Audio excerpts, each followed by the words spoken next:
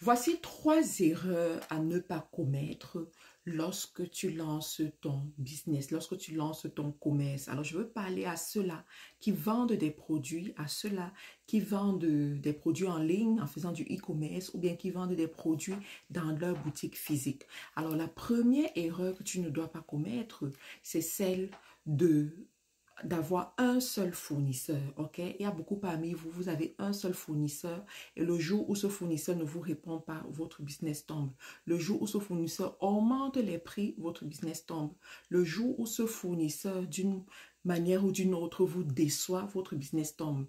Et je vais vous dire qu'aujourd'hui, on a des mauvais fournisseurs, j'assume quand je dis ça, des mauvais fournisseurs qui vont aller chercher vos concurrents et vouloir aussi vendre à vos concurrents. Et quand vous découvrez ça, peut-être ça ne va pas vous plaire, d'accord? La deuxième erreur à ne pas commettre, c'est de faire un mauvais calcul de vos prix. Je me suis rendu compte qu'il y a plusieurs personnes qui se lancent dans le e-commerce, qui se lancent dans le commerce et qui ne savent pas calculer les prix. Il y en a qui vont se dire, j'achète le produit à 10 € et je le revends à 20 €. Qu'est-ce qui te fait croire qu'en revendant le produit à 20 €, tu es rentable? C'est pas sûr. C'est sûr que tu as doublé les prix, mais c'est pas nécessairement sûr que tu es rentable.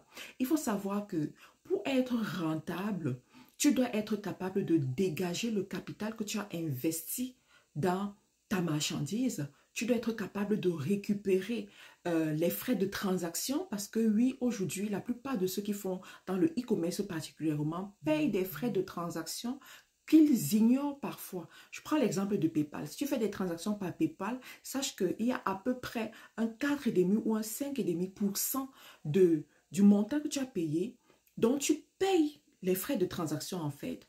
De l'autre côté aussi, tu dois être capable de dégager les frais de logistique. Cette marchandise a été expédiée d'un lieu à un autre. Qui paye pour ça?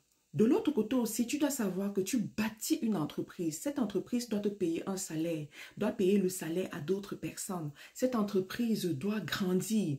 Donc, il faut que pour chaque produit que tu vends, il y a un pourcentage qui te permet d'assurer la survie de ton entreprise. Alors, rapide, et à côté de ça, le bénéfice, bien entendu. Donc, vous comprenez que doubler le prix de ta marchandise ne garantit pas que tu rentres dans tes fonds. C'est la raison pour laquelle il y a beaucoup qui se lancent dans le e-commerce, qui se lancent dans le commerce avec un certain capital, achètent des produits, vendent des produits, mais ne sont pas rentables.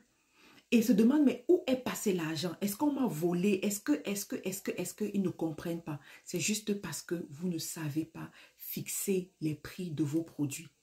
La troisième erreur à ne pas commettre quand tu te lances dans le commerce, c'est de ne pas avoir un budget marketing. Oui, ça c'est typique de la communauté afro.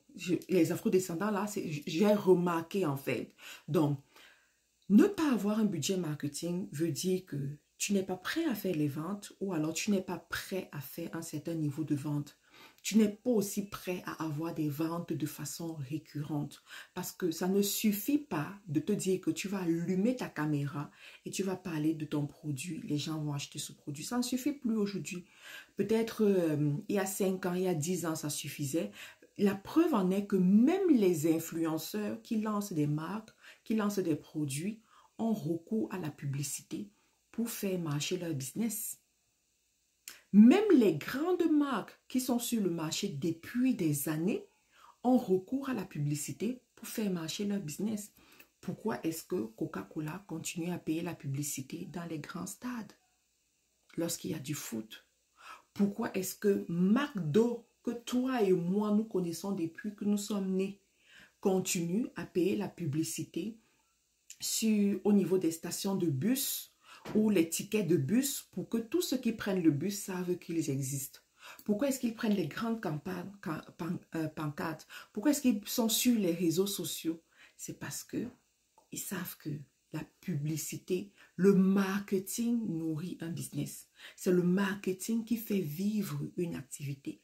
Alors, qui es-tu avec tes 1000 abonnés, avec tes 10 000 abonnés, quoique avec tes 1 million d'abonnés que tu as eu en faisant le buzz auprès de ceux qui ne peuvent pas manger 3 fois par jour, ou alors en payant les abonnés. Qui es-tu pour ne pas avoir un budget marketing que tu vas investir tous les mois pour que ton produit soit visible à la bonne cible et que ton produit soit acheté par cette bonne cible? Tu comprends que il y a des erreurs que tu ne dois plus commettre dans ton business si tu as l'intention de grandir. Je sais que tout ceci t'intéresse et que tu en veux plus. Tu as 2 choses à faire.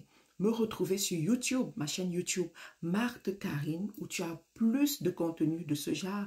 La deuxième des choses, c'est de nous rejoindre dans le bootcamp de cette année qui finit.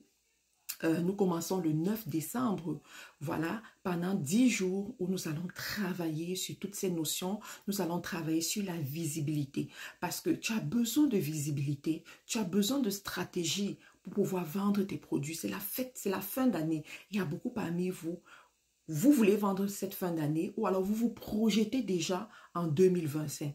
2025, c'est l'année du cash, mon ami. C'est l'année du cash. Donc, rejoins-nous dans le bootcamp pour apprendre tout ceci. Porte-toi bien. Bye bye. Carilla Cosmetics, une marque déposée canadienne. Livraison partout dans le monde.